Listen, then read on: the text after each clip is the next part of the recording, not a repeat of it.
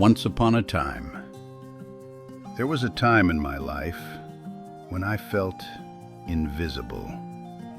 Not because people could not see me, but because nobody understood what I was carrying inside. I grew up in a small house with a leaking roof. When it rained, we did not pray for blessings. We prayed the water would not enter our room. My father was sick for years. My mother sold food by the roadside. Some days we ate once. Some days we pretended we were not hungry.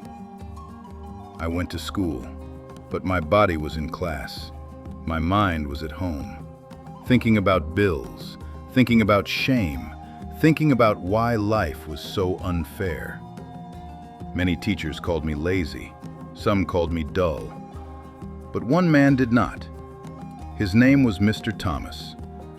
One afternoon, he called me after school. I thought I was in trouble. Instead, he placed a small seed on the table. "David," he said, "what do you see?" "A seed, sir." He smiled. "This small seed looks useless, but inside it is a forest." Then he said something that changed my life. "If this seed refuses to go into the soil because it is dark, it will never grow." He looked at me and said softly, "You feel buried, but maybe you are planted." That day, I went home and cried. Not because I was weak, but because someone finally saw hope in me. Weeks later, he brought a rough stone. He placed it in my hand. "What do you feel?" "It is hard, sir." "Yes," he said, "but inside this stone is a beautiful statue." He picked up a small hammer. When the sculptor hits the stone, does the stone enjoy it? No. But without the hitting, there will be no beauty. Then he said, "Correction is the hammer. Discipline is the shaping. Greatness is the result." For the first time, I stopped hating correction. One evening, there was no electricity. Mr. Thomas lit a candle. "What is the purpose of this candle?" "To give light." He nodded. "But it cannot shine without burning." The classroom was quiet. If you want to shine in life, you must be ready to endure some heat. That night, I understood something. Pain is not always punishment. Sometimes it is preparation.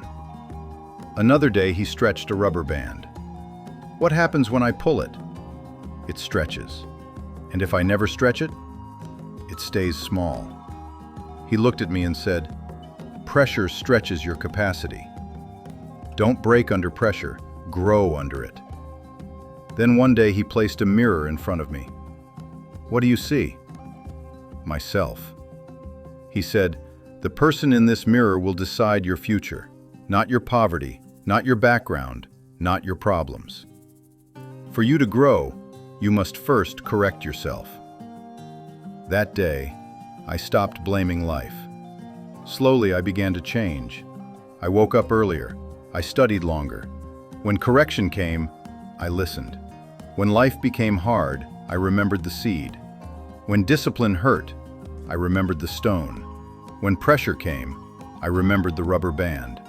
When pain burned, I remembered the candle. Years passed. I passed my exams. I got a scholarship. The boy who almost gave up became someone people were proud of. Many years later, I returned to that same classroom. Mr. Thomas was older now, hair gray, eyes still kind. I stood in front of the students and said, "I was once the poorest boy in this school."